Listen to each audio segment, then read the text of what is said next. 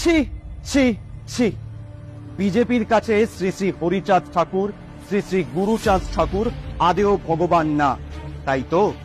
দেখুন, শ্রী শ্রী হরিচাঁদ ঠাকুর এবং গুরুচাঁদ ঠাকুর নামে শপথ করিতেছি যে বিধি দ্বারা স্থাপিত ভারতের সংবিধানের প্রতি আমি অকৃত নিষ্ঠা ও আনুগত্য পোষণ করিব।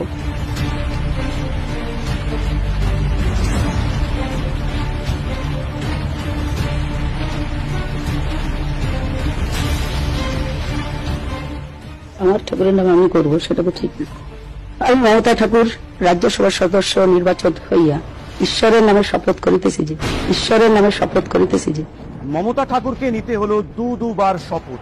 অন্যরা নিতে পারলো তাদের ঠাকুরের নাম, কিন্তু শ্রী শ্রী হরিচাঁদ ও গুরুচাঁদ ঠাকুর বিজেপির মতে তারা নাকি ভগবান নয়।